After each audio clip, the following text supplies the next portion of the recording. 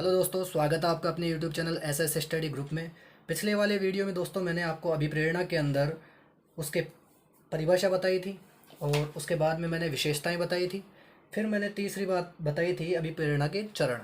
अभिप्रेरणा के चरण मैंने सिर्फ नाम बताए थे और थोड़ा सा समझाया था, और आज के पार्ट में हम देखेंगे उनको डिटेल से। तो देखिए, सबसे पहले मैंने बताया था आवश्यकता। ठीक है, पहला बताया था आवश्यकता, दूसरा बताया था चालक, तीसरा बताया था प्रोत्साहन या लक्ष्य। तो आवश्यकता जो पहला हमारा टॉपिक है वो देखते हैं क्या होता है आवश्यकता और किस प्रकार से इसको वर्गीकृत किया गया है।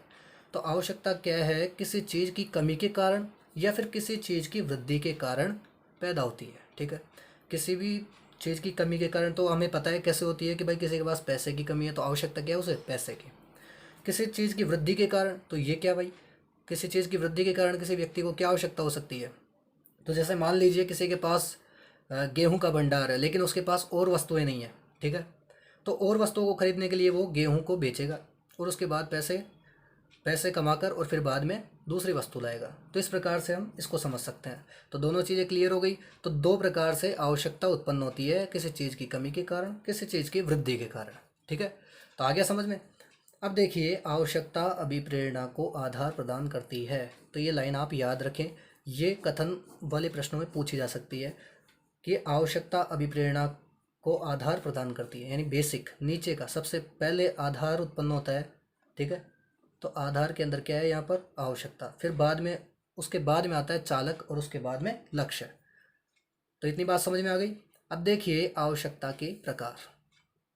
अब आवश्यकता के प्रकार कैसे हैं कि एक तो होती है अनिवार्य आवश्यकता। ठीक है, कि ये तो आवश्यक होगी ही होगी। ठीक है, अनिवार्य। ये गैर अनिवार्य आवश्यकता होती है दूसरी। तो इनको कैसे समझेंगे कि किसी व्यक्ति के अंदर अगर भूख, प्यास, नींद आदि या फिर संवेग व मूल प्रवृत्तियाँ, जो भी संवेग और मूल प्रवृत्तियाँ बताई गई है साइकोलॉजी में, वो सब किसके अंदर आएंगे? अनिवार्य आवश्यकता के अंदर, कि ये तो होंगे ही होंगे। ठीक है, कि ये आवश्यकता के व्यक्ति को होगी। और गैर अनिवार्य आवश्यकता के अंदर क्या है? मान सम्मान, पद प्रतिष्ठा, यानी बाद में ये चीज़ें आती है। सबसे पहले तो भूख प्यास ही आएगी। ठीक है, फिर उसके बाद में मान सम्मान वाली बातें आती है, पद प्रतिष्ठा की बात आती है, किसी की इज्जत की बात आती है। ठीक है, या फिर किसी की पढ़ाई वढ़ाई की बात आती है, सब बाद में आती है ना। ठीक है, तो ये सब क्या है? बाद में आएगी। ये गैर अनिवार्य आवश्यकताएं हो गई। अब इन सबके अलग अलग नाम है, यानी अनिवार्य आवश्यकता को अलग अलग नाम से भी पहचाना जा सकता है। शारीरिक आवश्यकता।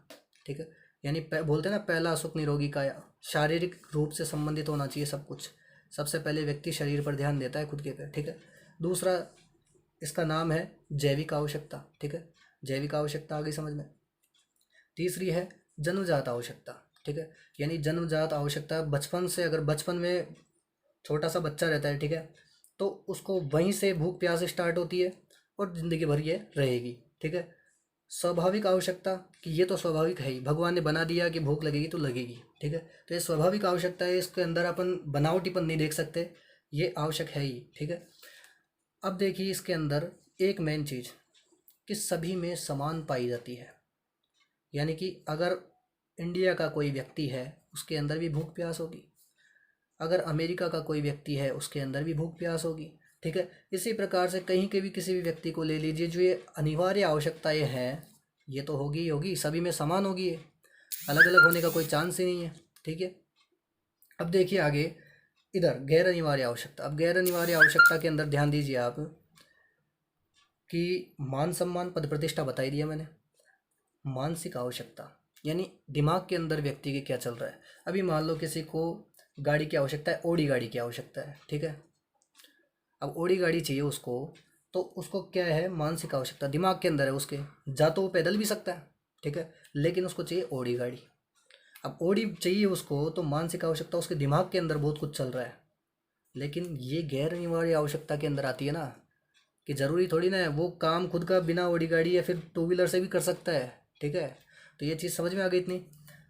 दूसरी है कृत्रिम आवश्यकता। कृत्रिम आवश्यकता का मतलब आजकल, यानी पहले के लोग झोपड़ियों में भी रहते थे और आज के लोग बढ़िया फ्लैट मकानों में भी रहते हैं। ठीक है, दोनों में फ़र्क कोई नहीं है, पहले के लोग भी जी रहे थे अब भी जी रहे हैं, लेकिन बस फ़र्क इतना है कि अब कृत्रिमता आ गई है। ठीक है, पहले प्राकृतिक जीवन था, अब कृत्रिम जीवन है। ठीक है, अब देखिए अर्जित आवश्यकता। अर्जित आवश्यकता तीसरा नाम है इसका। अर्जित का मतलब हो गया कि हम इसे बाहर से, यानी किसी दूसरे व्यक्ति से ग्रहण करते हैं। कि अगर किसी के पास हमने देखा कि घर है बहुत बढ़िया, ठीक है, बहुत बढ़िया गाड़ी है, तो हमने देख लिया उसके पास, तो फिर बाद में हमें खुद को ऐसा लगता है कि हम भी ऐसा ही लाएं, या फिर किसी के दूसरे व्यक्ति ने कह दिया कि तू ये भी ला सकता है, वो भी ला सकता है, और फिर हम उस उनकी बातों में आकर और दूसरी चीज़ें ले आते हैं। तो ये अर्जित आवश्यकताएं हैं, ये अपनी खुद की यानी पर्सनल चीज़ नहीं है, दूसरों से हम सीखते हैं, ठीक है। अब देखिए सभी में अलग अलग होती है, ठीक है। कई व्यक्ति होते हैं जो बहुत अमीर होने के बाद भी सादगी जैसा जीवन, बिल्कुल सादा सिंपल जीवन जीते हैं, लेकिन कुछ ऐसे होते हैं जो गरीब होने के बावजूद भी क्या करते हैं, बढ़िया जीवन जीते हैं, ठीक है। तो ये दोनों फ़र्क होता है, सब में अलग अलग व्यक्ति की अलग अलग सोच होती है। कईयों को सादगी पसंद है, बिल्कुल सिंपल रहना पसंद है, और कईयों को बिल्कुल स्टैंडर्ड रहना पसंद है, ठीक है। तो ये इतनी चीज़ मैंने आवश्यकता के अंदर बताई। तो ये पहला पॉइंट था हमारा आवश्यकता। अब देखिए आगे दूसरा पॉइंट चालक। दूसरा पॉइंट हमारा चालक। चालक के अंदर क्या है कि चालक, प्रणोद और अंतर्नोद, ये तीनों नाम याद रखें, और इंग्लिश वाला तो याद रखेंगे। आवश्यकता उत्पन्न होने के बाद व्यक्ति में क्रियाशीलता बढ़ जाती है। यानी अगर उसको आवश्यकता उत्पन्न हो गई किसी व्यक्ति को, अगर मान लो किसी को भूख की कमी थी, ठीक है, यानी कहने का मतलब भोजन की कमी थी किसी के, तो उसको आवश्यकता हुई कि मैं कैसे भी करके भोजन प्राप्त करूं, ठीक है, आवश्यकता उत्पन्न हुई भोजन प्राप्त करने की। फिर उसके बाद में उसको भूख उत्पन्न होगी, ठीक है, उसके अंदर बहुत ज़्यादा तेज़ भूख लगेगी, तनाव उत्पन्न होगा उसको, ठीक है, पीड़ा होगी, तो वो कार्य करना स्टार्ट करेगा, क्रियाशीलता बढ़ जाएगी उसकी, ठीक है, क्रियाशीलता बढ़ जाएगी यहाँ पर। अब क्रियाशीलता बढ़ेगी तो वो काम करेगा, ठीक है, हाथ पैर मारेगा, किधर ना किधर तो करेगा ही कुछ काम। तो ये क्या है, चालक। यहाँ तक कि व्यक्ति जो सो रहा था उसको आवश्यकता पड़ी, और उसको बाद में आवश्यकता पड़ने पर उसने काम किया, यानी चालक, वह चलने लग गया। कहने का मतलब अब क्रियाशीलता बढ़ चुकी है, ठीक है। आवश्यकता उत्पन्न बता दिया इतनी बात। वह पहले से अधिक सक्रिय तथा तनाव अनुभव करता है, सक्रिय हो जाता है बहुत ज़्यादा, ठीक है, पहले से तनाव उत्पन्न हो जाता है उसके अंदर, और यही चालक कहलाता है, ठीक है। तो इतनी बात समझ में आई। अब मैं इसको लास्ट में उदाहरण से एक बार समझाऊंगा आपको, पूरा एक उदाहरण लेके। तीसरा है प्रोत्साहन और लक्ष्य। प्रोत्साहन और लक्ष्य के अंदर क्या है, यह व्यक्ति को अपनी ओर आकर्षित करता है। अगर मान लो कि हम पढ़ रहे हैं, ठीक है, पढ़ाई, यहाँ पे है व्यक्ति। व्यक्ति को हुई आवश्यकता किस चीज़ की, कि मेरे को एक बढ़िया जीवन जीना है और पैसे कमाने हैं, ठीक है, अच्छा जीवन प्लस पैसा। तो ये कैसे होगा, और अच्छे रास्ते से कमाना है कि पढ़ाई करेगा पहले, ठीक है। तो ये इसने साधन ले लिया, चालक उत्पन्न हो गया, ठीक है यहाँ पे। फिर बाद में वह व्यक्ति यहाँ पर देख रहा है लक्ष्य, सरकारी नौकरी, ठीक है, गवर्नमेंट जॉब देख रहा है, तो ये हमारा लक्ष्य हो गया। अब अगर उसको लक्ष्य ही ना दिखे, लक्ष्य को छुपा दिया जाए, तो क्या वो पढ़ाई करेगा, ठीक है, नहीं करेगा। तो अगर लक्ष्य सामने दिखता रहे तो वह व्यक्ति पढ़ाई करेगा, और उसके अंदर जो चालक है वह कार्य करेगा, और उसके अंदर अभिप्रेरणा बनी रहेगी, ठीक है, अभिप्रेरणा बनी रहेगी लास्ट तक। तो मैंने बताया था पिछले वाले वीडियो के अंदर, पॉइंट भी बताया था कि अभिप्रेरणा ऐसी प्रक्रिया है जो लक्ष्य प्राप्ति तक चलती है, ठीक है। तो यह व्यक्ति को अपनी ओर आकर्षित करता है, क्या, लक्ष्य और प्रोत्साहन, ठीक है। और इसकी प्राप्ति हो जाने पर आवश्यकता की तो पूर्ति हो जाती है, कि भाई अपने को पैसे की भी आवश्यकता की पूर्ति हो गई, अपने को बढ़िया जीवन भी मिल गया, ठीक है, तो ये चीज़ तो हो गई।